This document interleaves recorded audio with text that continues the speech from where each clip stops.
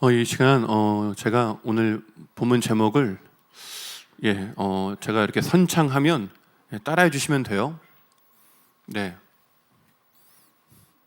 근데 이렇게 성경 이게 여기는 교독을 안 하나요?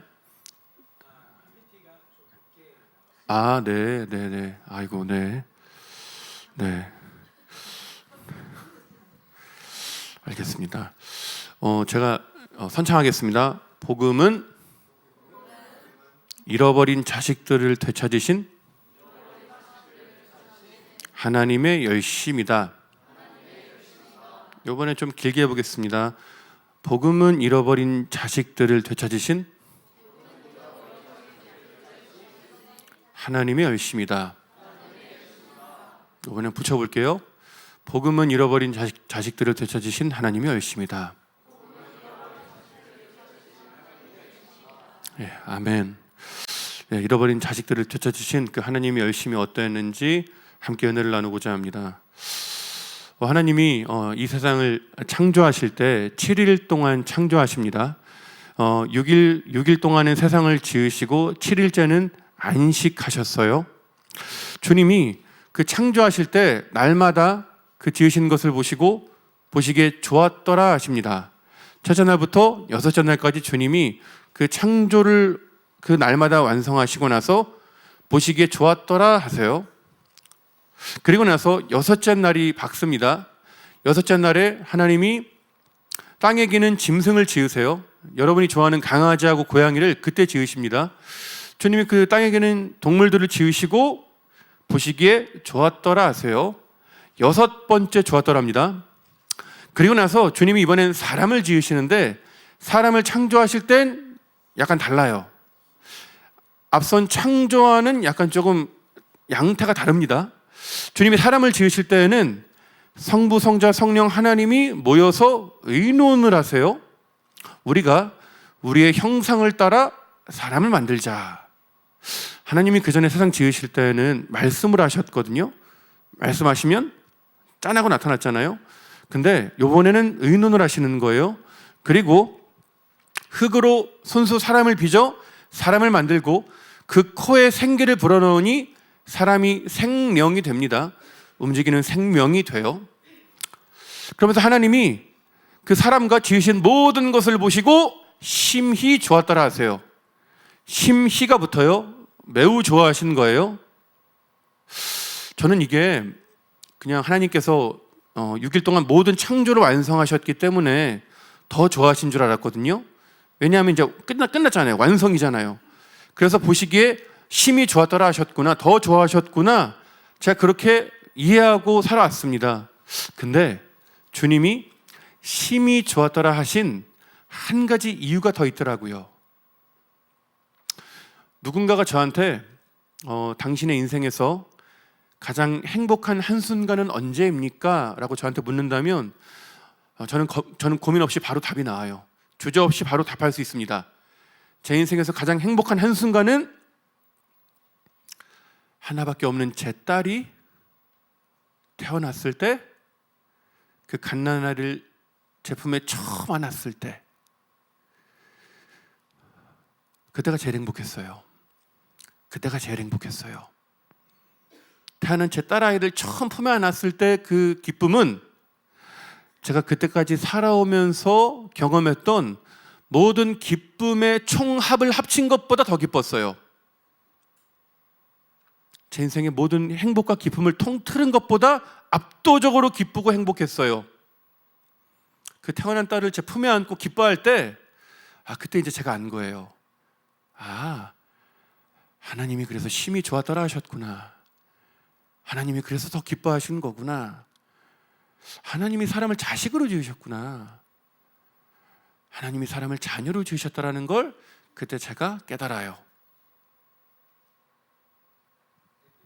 부모가 그 태어난 자식을 보고 기쁨을 이기지 못하듯이 하나님이 자식으로 지은 사람이 그 하나님 앞에서 눈동자를 맞추고 움직이는 그 모습을 본 순간 하나님이 그 기쁨을 주체하지 못하신 겁니다. 하나님이 그래서 더 심히 좋았더라 하신 거예요. 여러분 나중에 이제 결혼하고 이제 임신을 하잖아요. 그러면 여러분은 그 매일마다 뭐 아울렛이나 마트, 백화점 같은 데 가서 아이 방을 막 채울 거예요. 가구를 사고 옷을 사고 장난감을 사고 요거 하거든요. 요거 되게 재밌어요. 요거 되게 기뻐요. 되게 기뻐요. 그게 왜 기쁘냐 하면 거기에 우리 아이가 살 거거든요. 거기에 내 자식이 살 거거든요. 그래서 기쁜 거예요. 그리고 결국 그 아이가 태어났을 때, 그 아이를 품에 안았을 때 그 부모의 기쁨은 비교할 수가 없는 겁니다. 그러니까 하나님이 이 세상, 사람이 살 수 있는 이 세상을 만드실 때마다 좋았더라 하셨고, 그리고 마침내 사람을 지으셨을 때 그 기쁨을 이기지 못하시는 거예요. 하나님은 사람을, 여러분을 자식으로 지으셨습니다. 사람은 하나님을 부모님으로 모시고 아버지로 모시고 행복하게 살았어요. 근데 제가 아까 설교했듯이 사람이 죄를 짓습니다. 하나님이 금지한 선악과의 열매를 따먹어요. 사람이 선악과를 따먹은 이유는 하나님 되고 싶어서, 내 삶에 더 이상 하나님 필요 없다고, 내가 하나님 되겠다고, 하나님 앞에서도 내가 하나님 노릇할 거고 사람 앞에서도 내가 하나님 노릇할 거니까 하나님 필요 없다면서 사람이 먼저 하나님을 버렸습니다. 결국 사람은 하나님을 떠나요. 그리고 하나님은 그 집 나간 자식들을 돌아오라고 끊임없이 부르십니다. 끊임없이 선지자들을 보내세요. 끊임없이 하나님의 종들을 보내십니다. 내 자식들아 돌아와라, 자녀들아 돌아와라, 끊임없이 부르세요. 근데 이 자식들이 안 돌아옵니다. 스스로 하나님 되고 싶은 욕심을 내려놓지 않습니다. 하나님의 명령을 거부합니다. 결국 하나님은 그 잃어버린 자식들을 찾으시겠다고 이 땅에 내려오십니다. 그 잃어버린 자식들을 되찾으시겠다고 사람이 되어 낮고 낮은 이 땅에 내려오세요. 하늘의 영광을 버리고 이 낮은 땅에 사람으로 오십니다.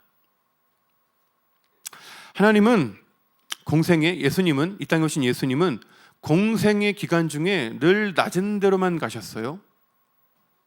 예수님 그 공생애 중에 그 가르침과 그 놀라운 기적으로 인해 예수님 있는 곳에 수천 명이 와요. 수만 명이 몰립니다. 예수님 입장에서는 그냥 가만히 있어도 돼요. 가만히 오는 사람 그냥 웰컴하면 됩니다. 환영해주면 돼요. 오는 사람 가르쳐주면 됩니다. 근데 예수님이 그 수많은 사람들 가르치시고 병 고치시고 기적을 일으키신 다음에 갑자기 일어나 어디 가시죠. 가만히 계셔도 되는 주님이 갑자기 일어나 어디로 가세요. 그리고 그 목적지는 항상 낮은 데였습니다. 낮은 데였어요. 소외된 이웃이 있는 곳이었어요. 작은 자들이 있는 곳이었어요. 예수님을 찾아오고 싶어도 찾아올 수 없는 사람들, 예수님께 손을 뻗고 싶어도 손을 뻗을 수 없는 그 버림받은 사람들, 그 버림받은 자식들을 찾으시겠다고 예수님은 기어이 길을 나서십니다. 그리고 그들의 손을 잡아 일으키시고 구원해 내세요. 내가 봤을 땐 버림당한 사람들이지만 하나님 눈으로 봤을 땐 자식들이기 때문이죠. 내가 봤을 때는 별로 쓸모없는 인생일 수 있지만 예수님의 눈으로 봤을 땐 하나님의 소중한 자녀인 거예요. 그래서 예수님이 공생애를 사시는 동안에 그 버림받은 자녀들 찾으러 쉬지 않고 돌아다니셨습니다.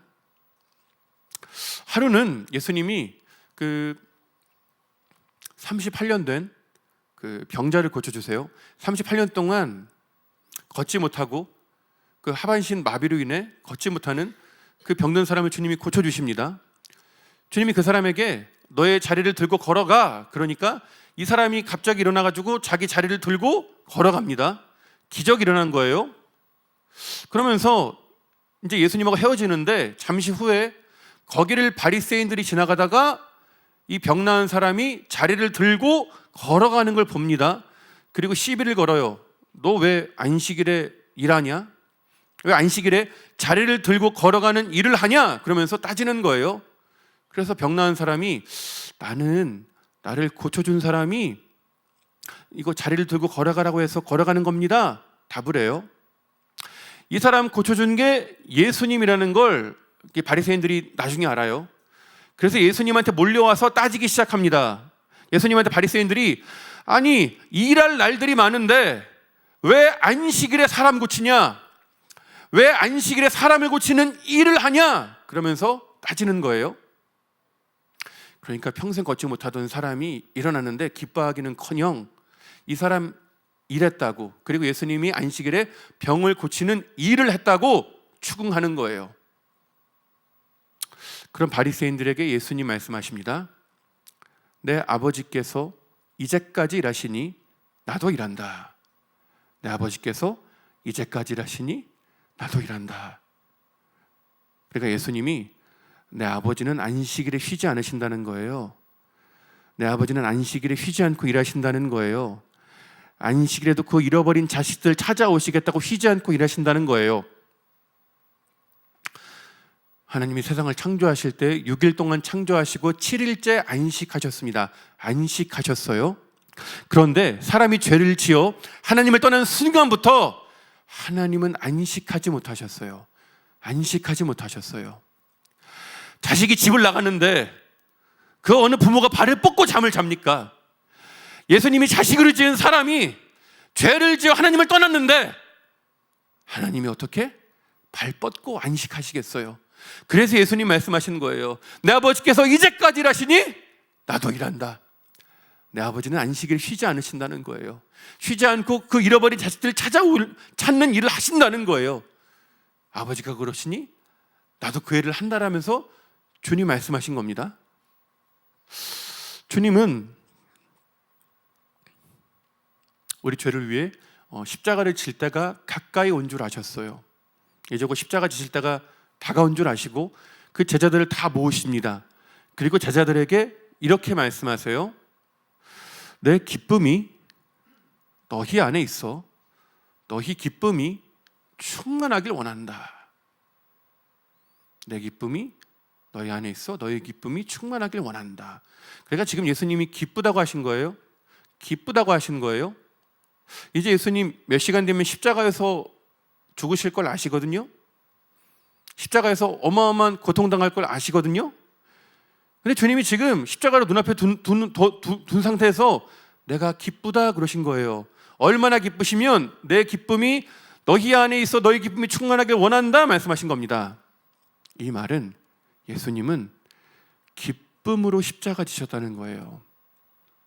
기쁨으로 십자가 지셨다는 거예요. 억지로 지으신 게 아니라, 마지못해 지으신 게 아니라 기꺼이 기쁨으로 십자가 지셨다는 겁니다. 진짜 부모는 자식을 위해 대신 죽습니다. 진짜 부모는 자식을 위해 대신 죽어요. 진짜 부모라면 자식이 고통당할 때, 자식이 아플 때 그 모습 보면서 이렇게 생각하죠. 아유, 내가 저 고통을 대신 가져야 당할 수 있다면 내가 100번 1000번 대신 아플 텐데, 내가 내 아이의 저 고통을 대신 가져와 당할 수 있으면 내가 1000번 만번 대신 아플 텐데, 이게 모든 부모의 심정이에요. 그런데 부모가 아무리 자식을 사랑해도 안 됩니다. 안 돼요. 불가능해요. 자식의 아픔을 대신 가져와 당할 수 없습니다. 아파하는 자식을 보고 마음을 졸일 수밖에 없어요. 이게 부모의 심정이자 한계입니다. 근데 우리 예수님한테는 그게 가능하셨어요. 그게 가능하셨어요. 내가 당할 고통을 대신 가져가서 당할 수 있으셨어요. 내가 당할 죽음을 대신 가져가서 당할 수 있으셨어요. 그래서 기쁘다고 하신 거예요. 만약에 내 자식이 고통당하는 와중에 내가 내 자식을 대신하여 아플 수만 있다면, 그것이 가능하다라고 한다면 부모는 그 기쁨을 이기지 못해요. 그 행복을 이기지 못해요. 내가 내 자식을 대신하여 아파할 수 있다는 그 사실 하나만으로, 내 아이의 고통을 가져와 대신 당할 수 있다는 그 사실 하나만으로 그 기쁨을 이기지 못합니다. 기뻐하며 기꺼이 행복해하며 내 자식의 고통을 대신 가져와 당할 거예요. 그 행복을 이기지 못할 겁니다. 그러니까 십자가 지시는 예수님의 마음이 이거예요. 그 심정으로 십자가 지신 겁니다. 자식으로 지은 우리가 당할 고통을 대신 가져와 당할 수 있기에 기뻐하신 거예요. 행복해 하신 거예요.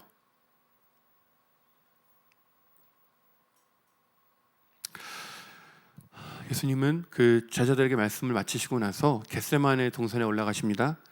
겟세마네 동산에서 기도하시는데 땀방울에서 피가 날 정도로 기도하세요. 간절히 기도하십니다. 간이 저리게 기도하세요. 간절히 기도한다는 건 간이 저리게 기도한다는 거예요. 그러니까 온 몸에 진액을 다 쏟아가며 기도하신 겁니다. 히브리서에 보면 이때 예수님이 눈물과 통곡으로 간구하셨다고 해요. 겟세마네에서 기도하실 때 예수님 울면서 기도하신 거예요. 울면서 기도하신 거예요. 주님이 3번 기도하셨거든요. 근데 기도의 제목은 하나였습니다. 이 잔을 내게서 옮겨주옵소서. 십자가 지는 걸 피할 수만 있으면 피하게 해주십시오. 기도하십니다. 예수님이 공생애를 사시는 동안에 단 한 번도 자신의 필요를 놓고 기도한 적 없으세요. 우리는 날마다 나한테 필요한 거 달라 그러잖아요. 하나님한테 우리의 필요를 하나님께 구하잖아요. 근데 예수님은 공생애 중에 한 번도 자신의 필요를 놓고 기도한 적 없으세요. 근데 이 겟세마네에서 처음이자 마지막으로 자신의 필요를 구하신 겁니다. 이 잔을 내게서 옮겨주옵소서. 십자가 지는 걸 피할 수만 있으면 피하게 해달라고 간절히 기도하신 겁니다. 예수님에게도 십자가는 무거운 것이었어요. 고통스러운 일이었습니다. 가볍지 않았어요. 예수님이 십자가를 눈앞에 두고 그 기도를 하신 이유는 물론 그 육체적인 고통 때문이겠죠. 예수님은 십자가에 달려 죽는다는 게 어떤 고통인지를 잘 아시거든요. 그 어마어마한 육체적인 고통이 예수님에게 근심이 되었을 겁니다. 근데 예수님을 더 근심하게 하는 게 하나 더 있었어요. 예수님을 근심하게 하는 또 다른 한 가지 이유가 있었습니다. 그건 바로 예수님은 아셨어요. 나의 죄를 대신해서 우리 죄를 대신해서 십자가에 달리시는 순간 하나님 아버지와 분리될 걸 아셨어요. 죄 없으신 예수님이 나의 죄를 끌어안고 십자가에 달려 죄인이 되신 순간 하나님 아버지와의 충만한 교제가 단절될 걸 아셨어요. 영원 전부터, 이 세상이 생기기 전부터, 영원 전부터 하나님 아버지와 충만한 교제의 기쁨을 누리셨던 그 예수님이 나의 죄를 끌어안고 죄인이 되시는 순간, 십자가를 지시는 순간 그 아버지와의 충만한 교제가 끊길 걸 아신 겁니다. 이게 예수님에게 가장 고통스러운 일이었어요. 이게 예수님에게 가장 무거운 일이었어요. 이게 예수님에게 가장 피하고 싶은 일이었어요. 가장 힘든 일이었습니다.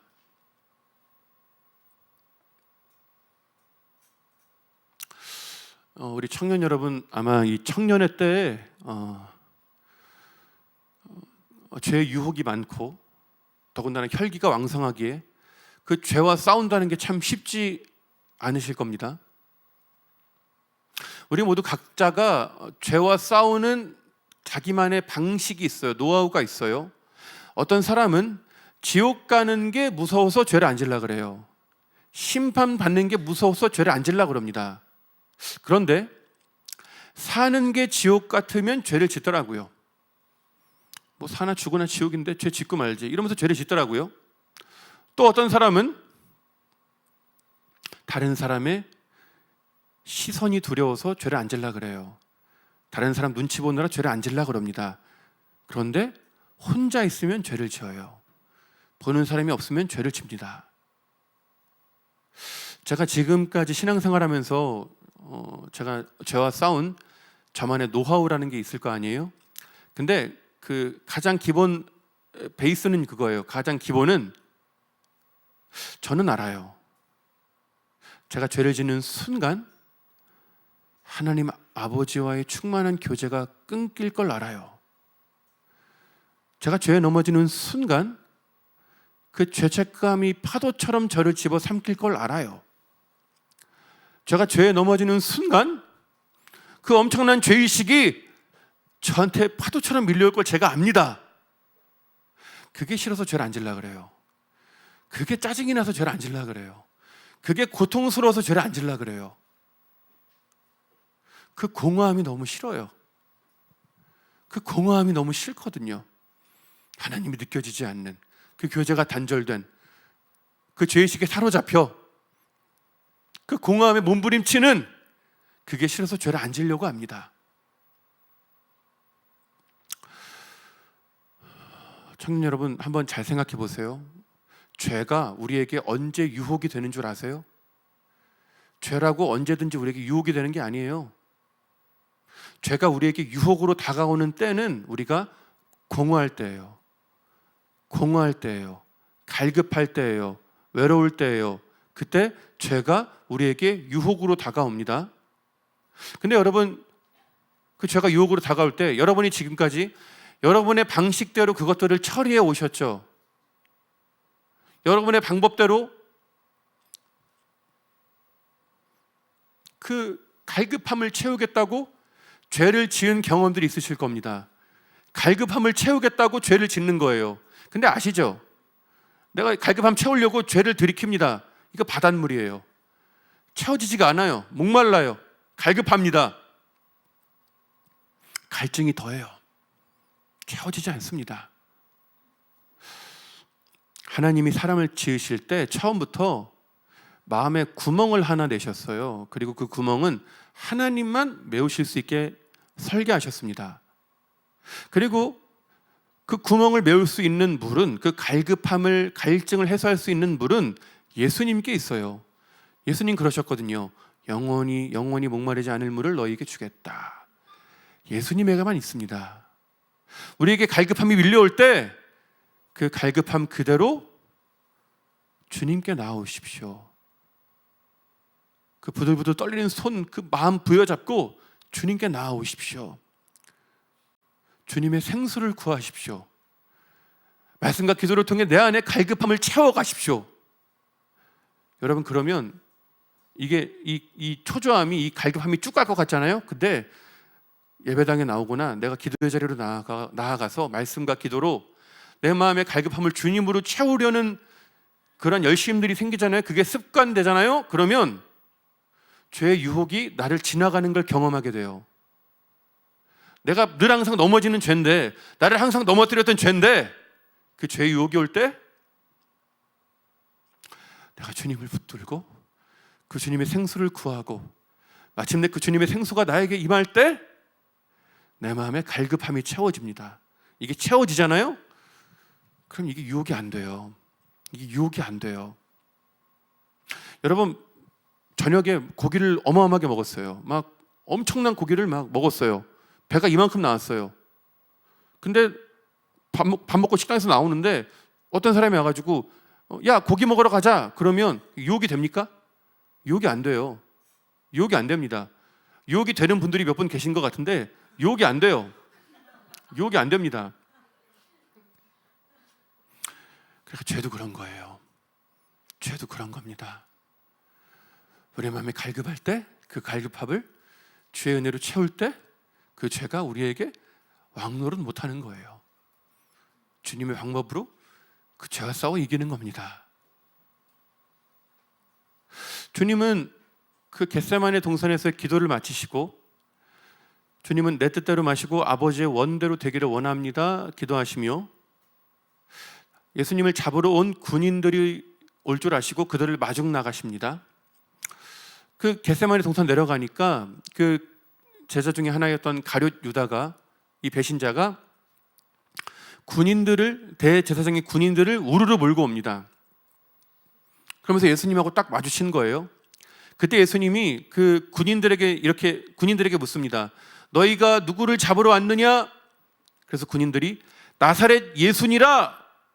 그러니까 예수님이 내가 그니라 답하세요. 내가 그니라, 내가 예수니라 답하십니다. 근데 예수님이 내가 그니라 하실 때 놀라운 일이 일어나요. 그렇게 기세가 등등하던 이 군인들이 일제히 뒤로 자빠집니다. 일제히 다 우르르 뒤로 넘어져요. 다 쓰러집니다. 그리고 벌벌 떨어요. 두려워합니다. 그러니까 예수님이 지금 신적 능력으로 사람 제압하신 거예요. 신적인 능력으로 사람을 제압하신 겁니다. 공생애 중 유일하게 처음이자 마지막으로 예수님이 신적인 능력으로 사람을 제압하신 거예요. 왜 그러셨을까요? 왜 신적 능력으로 그 군인들을 다 쓰러뜨리셨을까요? 왜냐하면 제자들 때문이에요. 제자들 살려주려고 그러셨어요. 그 쓰러진 군인들에게 주님이 이렇게 말씀하십니다. 너희가 잡으러 온 건 나니까 나 잡아가라. 대신에 얘네들은 그냥 가게 내버려둬. 주님이 제안을 하세요. 그리고 결국 그 제안이 받아들여져서 제자들이 전부 다 도망친 겁니다. 그 11명의 제자들이 선출인가요? 군인 출신이에요? 평범한 사람들이었잖아요. 근데 그 사람들이 무슨 걸음이 빠르다고 그 수많은 군인들 따돌리고 한 사람도 안 잡히고 다 도망쳤겠습니까? 성경에 나와 있어요. 예수님이 제안하셨어요. 너희가 잡으는 건 나니까 나 잡아가고 얘네들은 놔줘. 그래서 제자들이 산 겁니다. 예수님은 대제사장의 집으로 끌려가십니다. 그리고 밤새 신문을 당하세요. 그런 예수님을 몰래 쫓아오던 제자가 둘이 있었습니다. 먼저는 사도 요한이에요. 대제사장과 친분이 있던 요한이 먼저 대제사장의 집에 들어가서 예수님을 봅니다. 그리고 나서 뒤늦게 베드로가 오니까 이 요한이 문 지키는 여자에게 이야기해서 베드로가 들어오게 해줘요. 그래서 베드로가 불을 쬐면서 그 뜰에서 가든에서 신문당하는 예수님을 지켜봅니다. 근데 잠시 후에 한 여종이 베드로에게 와서 따집니다. 너 예수 제자지? 너 예수 제자 맞잖아? 그때 베드로가 나는 예수의 제자가 아니라면서 첫 번째 부인을 해요. 그리고 잠시 후에 이번엔 몇 명의 사람들이 때로 몰려옵니다. 우르르 몰려와서 베드로한테 따지는 거예요. 너 예수 제자 맞잖아. 너의 말투가 예수의 제자라는 걸 증명해. 그러면서 또 코너로 모는 겁니다. 그때 또 베드로가 나는 예수의 제자가 아니다 그러면서 두 번째 부인을 해요. 잠시 후에 한 남자가 다가와서 베드로에게 따집니다. 너 예수 제자 맞잖아. 내가 널 봤는데 어디서 모른다고 발뺌을 해? 그러면서 추궁하는 거예요. 그러니까 이 세 번째 남자가 누구냐면 대제사장의 종 말고의 친척이에요. 예수님이 그 대제사장의 군인들에게 잡히실 때 베드로가 칼을 빼서 휘두르거든요. 그때 대제사장의 종 말고의 귀가 떨어져요. 그 예수님이 이거 고쳐주시잖아요. 근데 그 현장에 말고의 친척이 있었던 거예요. 말고의 친척이 있었던 겁니다. 그러니까 현장 목격자가 있으니까 베드로한테 따지는 거예요. 너 예수 제자 맞잖아. 내가 오늘 봤는데 어디서 모른 척해? 따지는 겁니다. 그때 베드로가 예수님을 모른다며 예수님을 욕하고 부인하고 저주합니다. 세 번째로 예수님을 부인한 거예요. 그 순간 닭이 울어요. 그 순간 그 밤에 닭이 옵니다. 그 닭소리를 듣자마자 베드로의 뇌리를 스치는 장면이 하나 있어요. 오늘 밤 닭 울기 전에 네가 3번 나를 부인하리라. 그 예수님이 하셨던 말씀이 떠오릅니다.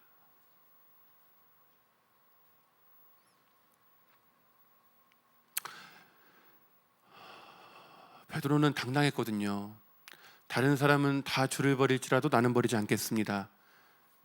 예수님한테 당당하게 사랑을 고백했던 사람이거든요.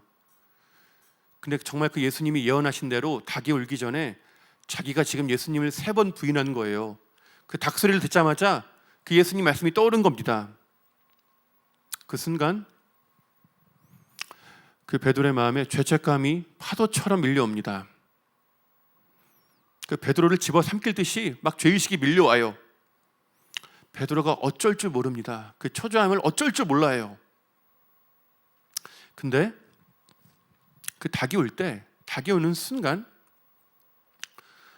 예수님이 갑자기 고개를 돌려요. 지금 예수님 바로 앞에서 이 대제사장이 신문하고 있어요. 죽일 듯이 달려들고 있거든요. 근데 예수님이 묶여 계시고 신문당하시는 와중에 닭 우는 소리를 듣자마자 고개를 돌려 누군가를 찾으십니다. 그리고는 베드로하고 눈이 마주치세요. 베드로와 눈이 마주치십니다. 그러니까 지금 예수님이 베드로 찾으신 거예요. 베드로 찾으신 거예요. 닭이 오는 그 순간이 당신의 제자 베드로가 예수님을 3번 부인하고 넘어질 순간임을 아셨기에 그 제자가 걱정되어 베드로 찾으신 겁니다. 묶여서 신문당하시는 와중에도 그 제자가 걱정돼서 고개를 돌려 베드로와 눈이 마주치신 거예요. 베드로를 바라보는 예수님의 눈은 어떤 눈이었을까요? 어떤 눈빛이었을까요? 원망의 눈빛이었을까요? 비난의 눈빛이었을까요? 정죄의 눈빛이었을까요? 네가 감히 날 배신해? 네가 그러고도 내 제자야? 네가 사람이야? 그런 눈빛이었을까요? 아닙니다. 아니에요. 베드로를 바라보는 예수님의 눈은 용서의 눈이었습니다. 이해의 눈이었어요. 사랑의 눈이었어요. 괜찮아. 괜찮아. 내가 이미 다 알고 있었어. 괜찮아. 그러니까 포기하지 마. 믿음 놓지 마. 괜찮아. 주님이 그 눈빛으로 말씀하신 겁니다. 그 눈을 본 베드로는 밖으로 나가서 심히 통곡하며 웁니다. 회개의 눈물이었어요. 회복의 눈물이었습니다. 결국 똑같이 예수님을 배신했는데 예수님의 눈을 본 베드로는 살아요. 근데 예수님의 눈을 보지 못한 가룟 유다는 죽습니다. 예수님을 똑같이 배신했는데 그 예수님의 눈을 보지 못한 가룟 유다는 그 죄책감을 이기지 못하고 죽습니다. 사랑하는 청년 여러분, 여러분의 인생에서 그런 날이 오기 않기를 바라지만 혹시라도 여러분의 삶에서, 여러분의 인생에서 죄책감이 파도처럼 밀려올 때가 있다면, 어마어마한 죄의식이 여러분을 집어삼킬 듯이 밀려오는 순간이 있다면, 그때 이거 하나만 꼭 기억하십시오. 이거 하나만 꼭 기억하세요. 그런 날이 온다면 꼭 하나만 기억하십시오. 그 죄책감이 밀려올 때 다른 사람 눈 보지 마세요. 다른 사람 시선 의식하지 마세요. 거울에 비친 내 눈도 보지 마세요. 예수님 눈 보십시오. 예수님 눈 보십시오. 예수님 눈 바라보십시오. 그래야 삽니다.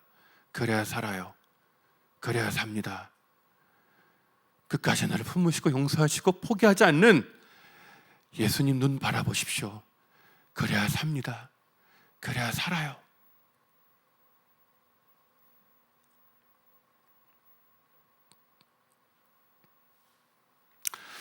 주님은 사형 판결을 받으시고 십자가를 지고 골고다로 올라가십니다. 그리고 마침내 십자가가 그 골고다 언덕 위에 섭니다. 십자가 달린 예수님을 많은 사람들이 조롱했어요. 앞에서는 대제사장과 군중들이 예수님을 욕하고 조롱하고, 양 옆에서는 이 사형수들이 예수님을 욕하고 조롱합니다. 그들을 바라보시던 주님이 십자가 위에서 처음으로 입을 열어 말씀하십니다. 처음으로 입을 열어서 주님이, 아버지, 저들이 지금 무슨 일을 하는지 모르고 그러는 거예요. 모르고 그러는 거니 용서해 주세요. 기도하십니다. 십자가 위에서 예수님의 첫 번째 기도는, 첫 번째 말씀은 용서의 기도였어요. 십자가에 달린 예수님을 바라보는 하나님 아버지의 마음이 어떨까요? 하나님의 하나밖에 없는 아들이 피조물에 의하여 잡혀서 조롱당하고 발가벗겨진 채로 십자가에 달려 죽어가는 광경을 지켜보는 하나님 아버지의 심정이 어떨까요?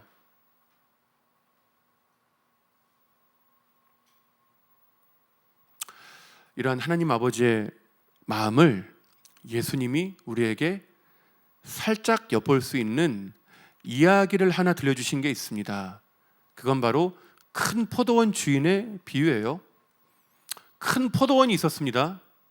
큰 포도원 주인이 농부들에게 세를 줘요. 이제 추수할 때가 돼서 이 주인이 이제 좀 세를 받아오라고 종을 하나 보냅니다. 근데 이놈의 농부들이 세를 주기 싫다고 그 종을 잡아 죽여요. 이 주인이 기가 막혀가지고 이번엔 종들을 때려 보냅니다. 종들을 단체로 보내요. 많이 보냅니다. 근데 이 농부들이 세를 주기 싫다고 그 많은 종들을 잡아서 죽이거나 때려서 돌려보내요.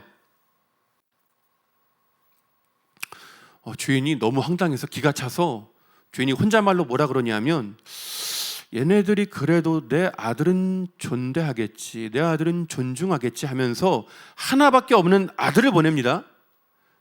그 아들이 바보같이 가요. 주인의 아들이 오는 걸 멀리서 지켜보던 농부들이 수군거립니다. 이는 상속자니, 자 죽이고 우리가 그의 유산을 차지하자. 농부들은 주인의 아들을 잡아서 죽입니다. 그리고 포도원 밖으로 내던져 버려요. 누군가 그 소식을 그 아버지에게, 그 주인에게 전합니다. 성경 보시면 그때로부터 주인은 어떤 말도 안 해요. 아무 말도 안 해요. 이런 반구도 안 해요. 그냥 즉시로 군사들을 보내 농부들을 진멸시킵니다. 진멸시켜요. 싹 쓸어버려요. 한 사람도 살려두지 않아요. 전부 다 죽입니다. 그러니까 십자가에 달린 예수님을 바라보는 하나님 아버지의 마음이 이와 같은 거예요. 다 쓸어버리고 싶으셨을 거예요. 다 쓸어버리고 싶으셨을 거예요. 내 종들을, 내 선지자들을 그렇게 보냈는데 다 죽이더니 이제 아들까지 죽이네. 다 쓸어버리고 싶었을 겁니다. 다 없애고 싶으셨을 거예요. 그래서 예수님 기도하시는 거예요. 십자가에 달리자마자 처음으로 입을 열어 기도하시는 거예요. 아버지, 모르고 그러는 거예요. 모르고 그러는 거니 용서해 주세요. 기도하신 겁니다.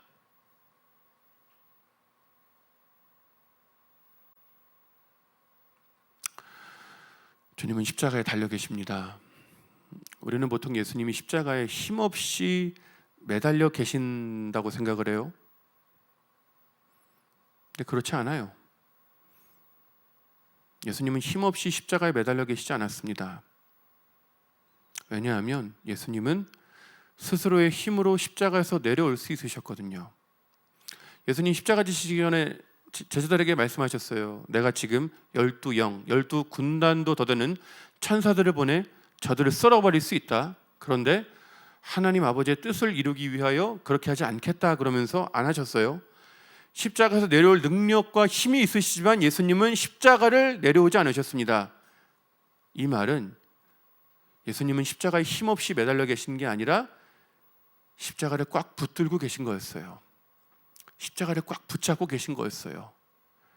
내가 당할 죄의 형벌을 끝까지 다 당하시려고, 내가 당할 죄의 심판을 끝까지 대신 다 당하시려고 끝까지 십자가를 붙들고 놓지 않으셨습니다. 끝까지 견디셨어요.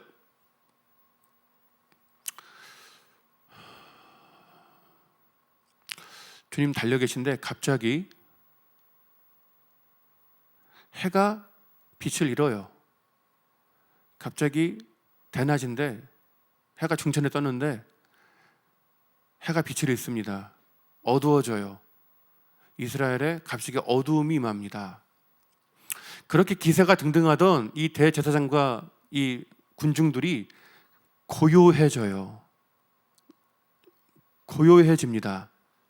아무 말을 못해요.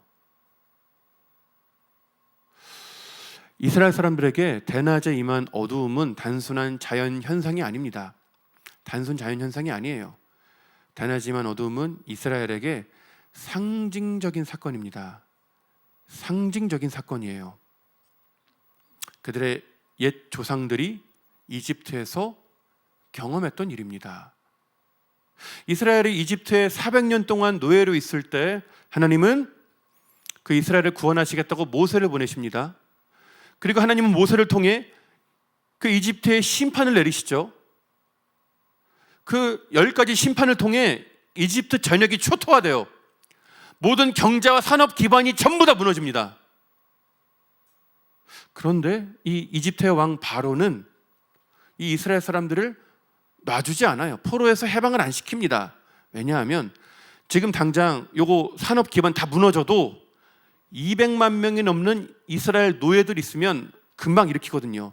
다시 일으키거든요. 그러니까 이 바로 왕 입장에서는 이 노예를 포기할 수 없는 거예요. 그래서 결국 그 이집트의 아홉 번째 재앙이 내립니다. 아홉 번째 재앙은 온 땅에 임한 어두움이에요. 이집트 전역에 갑자기 어두움이 임합니다. 대낮에 이집트 전역이 어두워져요. 그리고 그 어두움이 3일을 갑니다. 3일 동안 이집트 전역이 어두워져요. 근데 신기한 건 그 이집트 안에 있는 이스라엘 사람들이 있는 그 지역에는 빛이 있어요. 이집트 전역이 다 어둡거든요. 근데 이스라엘 사람들이 있는 지역만 빛이 있습니다. 갑자기 대낮에 어둠이 임하니까 아마 이집트 사람들이 얼마나 놀랐겠어요? 근데 요게 이 어둠이 3일을 가는데 아마 하루 이틀쯤 지나면서 아마 안심했을 것 같아요. 왜냐하면 아홉 번째 재앙은, 어두움 재앙은 재산상에 아무런 손해가 없거든요. 재산상에 손해가 없어요. 건강상의 손해도 없어요. 피해가 없어요. 그냥 어둡고 마는 거예요. 그냥 어두운 거예요. 한 하루 이틀 있다가 요건 그냥 어둡고 마는데? 요건 좀 괜찮은데? 이랬을 겁니다. 그런데 아홉 번째 재앙이 끝나자마자 곧바로 10번째 재앙이 닥칩니다. 10번째 재앙은 이집트의 모든 첫째 아들의 죽음이에요. 그 밤에 이집트에서 난 모든 첫째 아들이 다 죽습니다. 이집트 역사상 전무후무한 곡소리가 그 밤을 가득 메워요. 신기하게 빛이 있었던 이스라엘 그 구역은 심판을 당하지 않습니다. 심판을 당하지 않아요. 심판에서 면제가 돼요.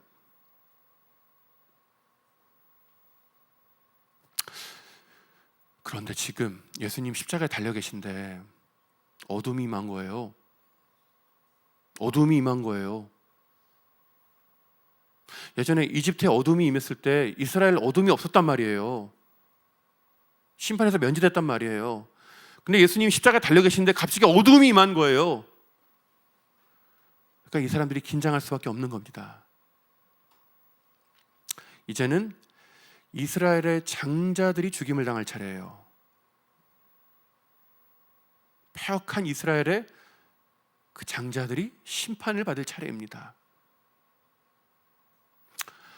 하나님이 보낸 종들을, 선자들을 그렇게 죽이고 이제 아들까지 죽이는 이 패역한 이스라엘의 장자들이 심판당할 차례가 다가온 거예요.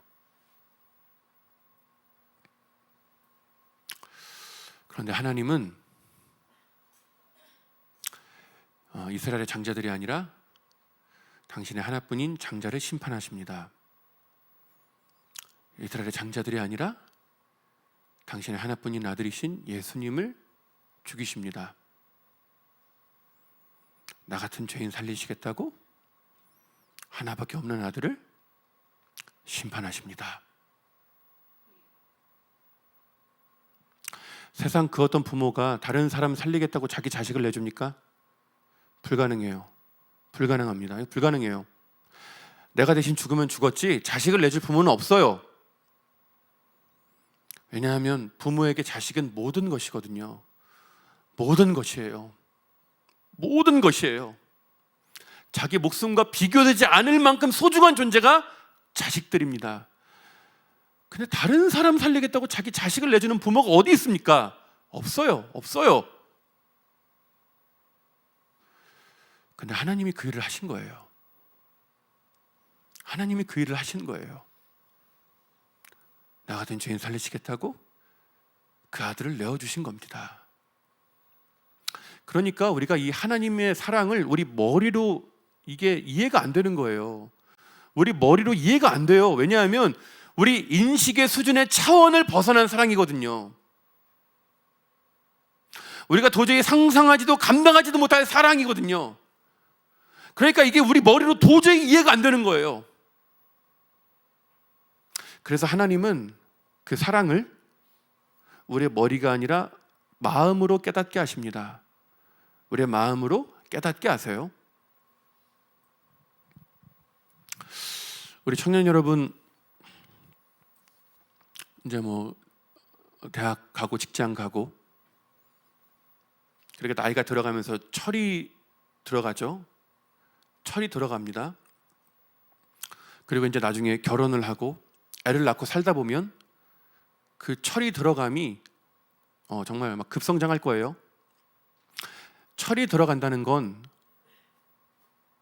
부모님이 나한테 해준 걸 고마워하는 거죠. 예전엔 당연한 줄 알았거든요.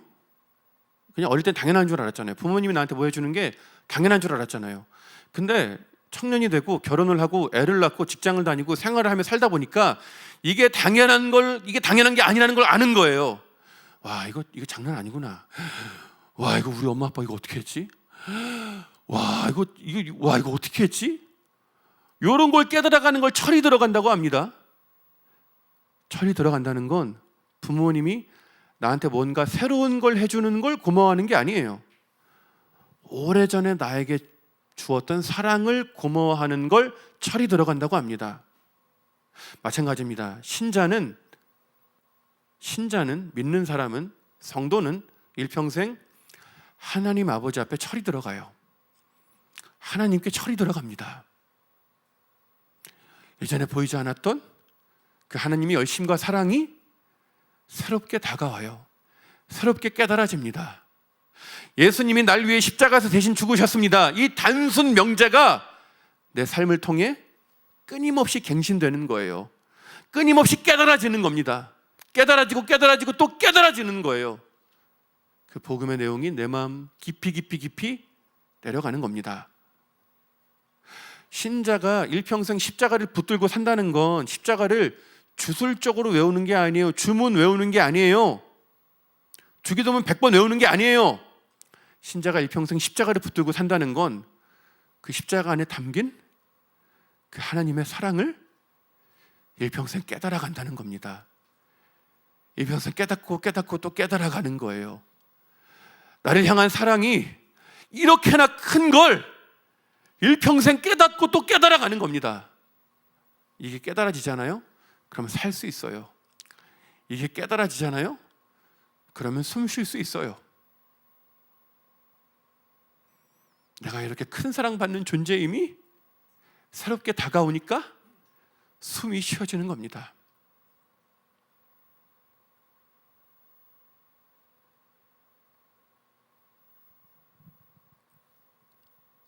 제가 아까 그 간증할 때 저희 어머니 아버지 알코올 중독에 가난하고 컨테이너 박스 들어가고 어머니 아버지 어머니 정신병원 조현병 들어가시고 아버지 또 알코올 중독으로 정신병원 같이 들어가시고 제가 되게 순화해서 말씀드린 거예요. 진짜 처절하고 진짜 어마어마합니다. 진짜 제가 차마 얘기를 못해요. 근데 제가 왜 그렇게 죽을 것 같은 나날들을 지나왔는데 안 죽고 지금 살아있는 줄 아세요? 왜 제가 삶을 포기하지 않은 줄 아십니까? 복음 때문이에요. 복음 때문이에요. 복음이 그때마다 새롭게 깨달아졌거든요. 복음이 그때마다 내 마음 더 깊이 내려갔거든요. 내 삶의 처지와 형편은 버림당한 것 같은데 나를 향하신 하나님의 사랑이 점점 선명해졌거든요. 내 삶에 아무런 소망도 기대도 없는 삶으로 내가 떨어졌는데 나를 구원하신 그 십자가의 사랑이 더 또렷해졌거든요. 더 크게 다가왔거든요. 그 사랑이 내 마음을 충만케 했거든요. 그러니까 사라지더라고요. 그러니까 살 소망이 생기더라고요. 왜? 내가 여전히 그 큰 사랑 받으니까, 내가 여전히 그 큰 하나님의 사랑을 받으니까 소망이 생기더라고요. 희망이 생기더라고요. 없던 힘도 생기더라고요.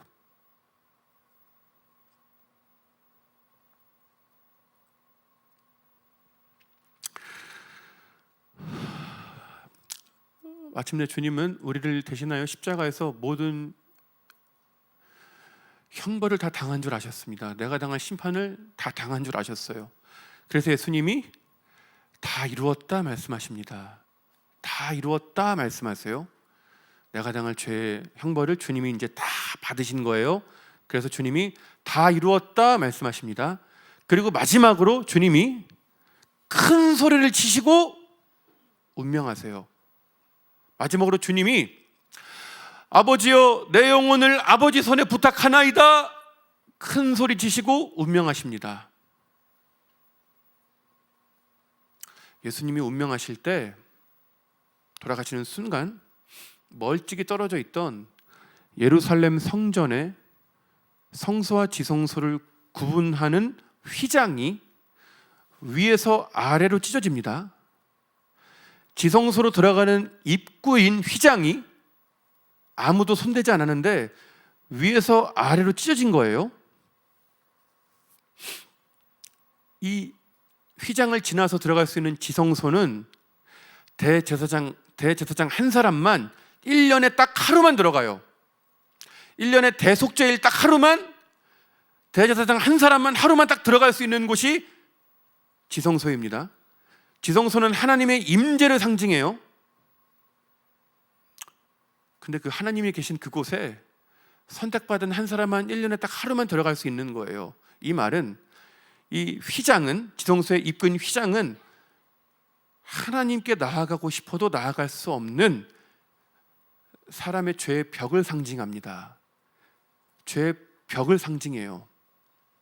하나님이 계신 곳이 뻔히 저기 있는데 인간의 죄 때문에 감히 들어갈 수 없는 인간의 한계를 상징하는 것이 휘장입니다. 근데 이 휘장이 위에서 아래로 찢어진 거예요. 이거 만약에 이거 휘장을 사람이 찢었다면, 이거 달려 있으니까 양옆에서 들고 당겨야 하거든요. 이거 혼자서 절대 못 찢어요. 솔직히 둘도 못 찢어요. 근데 만약에 양옆에서 들고 당기면 아래에서 위로 찢어지는 게 물리적으로 맞잖아요. 그죠? 근데 가만히 있던 휘장이 위에서 아래로 찢어진 겁니다. 위에서 가해진 강력한 힘이 휘장을 가른 거예요. 이거 하나님 아버지가 직접 하신 거예요. 하나님 아버지가 직접 하신 거예요. 그 아들이 사명을 다하시고 운명하시는 순간 하나님 아버지가 그 휘장을 손수 찢으신 겁니다. 그 아들이 죽어가는 모습을 끝까지 견디신 주님이, 끝까지 견디신 하나님 아버지가 그 아들이 마침내 사명을 완수하고 운명하는 순간 그 지긋지긋한 휘장을 손수 찢으신 거예요. 손수 가르신 겁니다. 예수님이 기쁨으로 십자가 지심으로 하나님께 나아갈 길이 열렸습니다. 하나님 아버지가 그 아들이 죽어가는 그 모습을 끝까지 견디심으로 하나님께 나아갈 문이 열렸어요.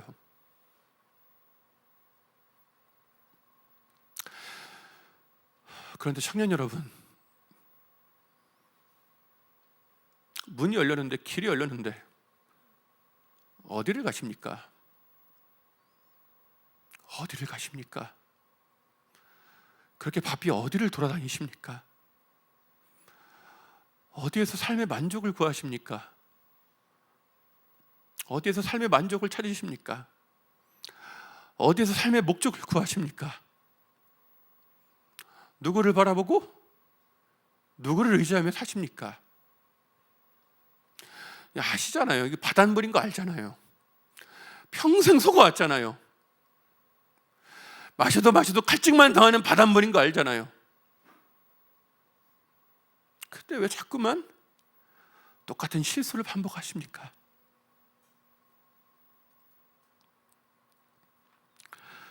길이 열렸습니다. 문이 열렸어요. 그 길로 돌아가십시오. 그 문으로 돌아가십시오. 거기에 행복이 있습니다. 거기에 평안이 있어요. 거기에 안식이 있습니다. 거기에 삶의 목적이 있습니다. 삶의 기쁨이 있어요. 그 길로 걸어가십시오. 그 길로 달려가십시오.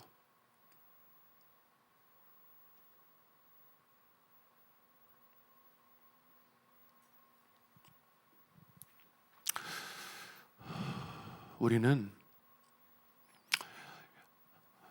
이런 하나님을 아버지로 둔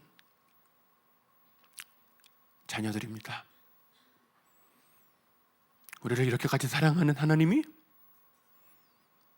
우리 아버지십니다.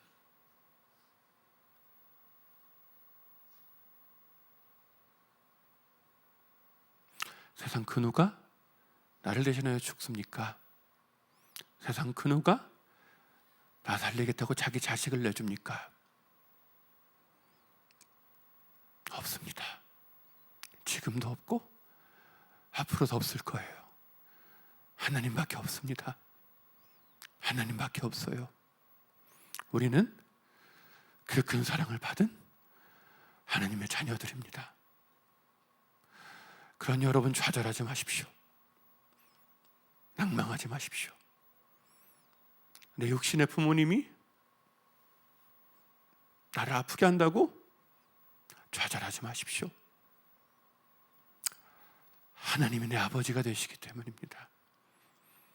하나님이 나의 아버지가 되시기 때문입니다. 그렇게 나를 사랑하신 하나님이 그 죽음을 이기시고 부활하시오 지금도 나와 함께 하시니 좌절하지 마십시오. 하나님 아버지가 나와 함께 하십니다.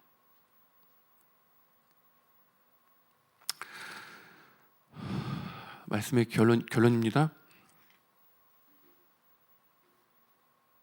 부활하신 주님이 3일 만에 부활하셨잖아요. 근데 주님이 그 육체로 부활하셨어요. 부활체로 부활하셨어요. 근데 그 부활체의 몸에 손바닥과 옆구리에 못 박힌 창자국에 찔린 그 상처가 남아 있어요. 근데 좀 이상하죠. 주님이 부활체의 몸으로 부활하시는데 요거 못자국, 창자국 그냥 깨끗이 하고 부활하실 수도 있잖아요. 충분히 그러실 수 있잖아요. 이게 뭘 자랑이라고 구멍이 났는데 요거를 그냥 그대로 그냥 남겨두고 주님 부활하시는 거예요.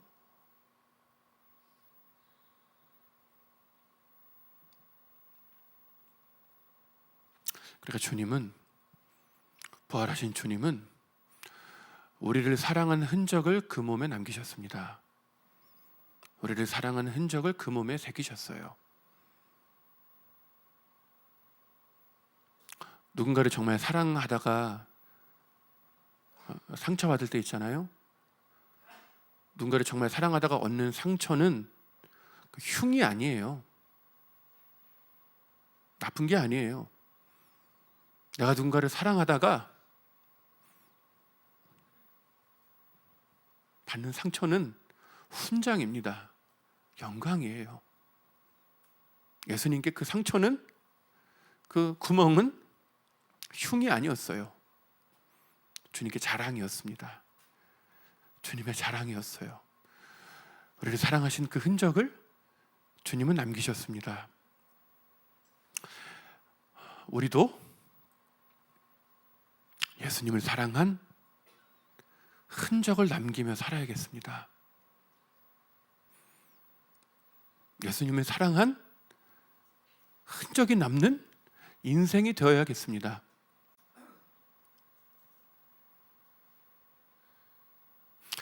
나를 사랑하신 주님은 나를 위하여 기쁨으로 사시고 기쁨으로 죽으셨어요. 마찬가지입니다.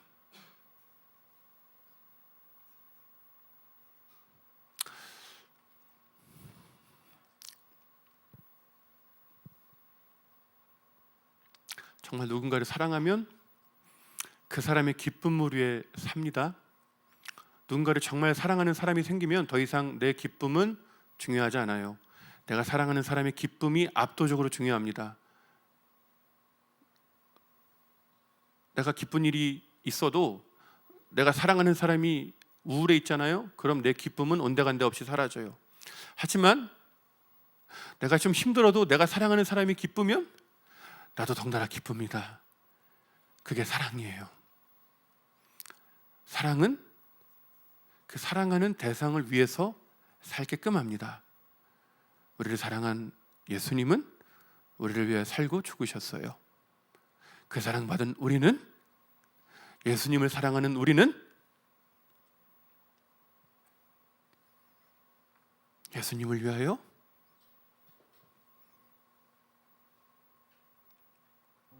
상처도 받고 고난도 당하고 그 주님을 사랑하는 흔적을 남겨야 할 줄 믿습니다.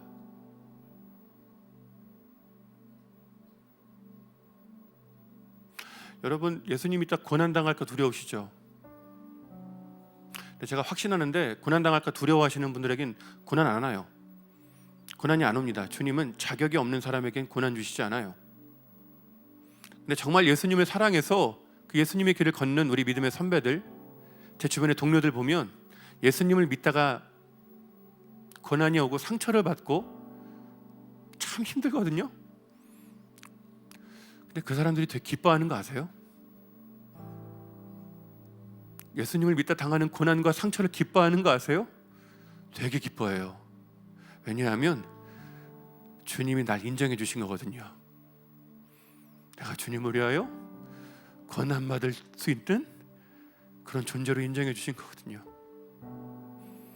그리고 나를 위해 생명 주신 주님을 위해 내가 무언가를 드릴 수 있음에 기뻐하거든요.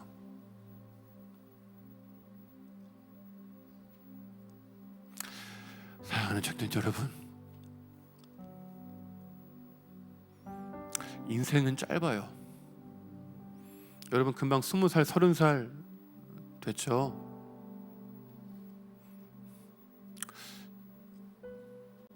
이 시간까지 오는 게 참 빠르잖아요. 근데 우리 어르신들이 늘 얘기하는 게 있죠. 나이가 들수록 시간은 더 빨리 간다고. 여러분들 이제 눈 딱 감고 뜨면 한 50, 60 돼 있으실 거예요. 금방 가요. 짧은 인생이에요.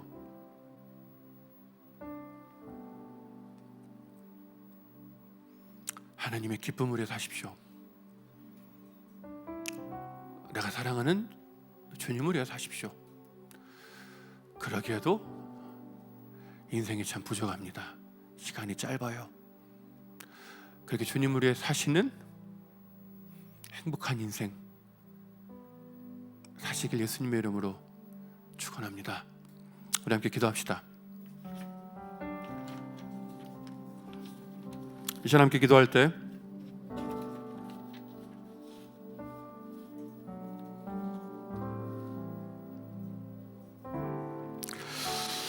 하나님은 우리 청년 여러분을, 여기 앉아 계신 우리 성도님들을 자식으로 지으셨어요. 제가 모르긴 몰라도 여러분의 부모님의 인생에서 가장 행복한 한순간을 꼽는다면 아마 다 똑같이 대답하실 거예요. 여러분의 부모님의 인생에서 가장 행복한 한순간은 태어난 여러분을 처음 품에 안았을 때.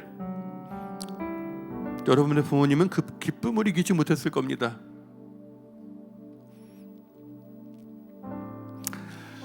하나님이 그 기쁨으로 우리를 지으시고 그 지으신 사람을 보시고 심히 좋았더라 하셨습니다. 우리 부모님이 나를 보고 기뻐할 때 그 옆에서 우리 하나님이 심히 기뻐하신 줄을 믿습니다.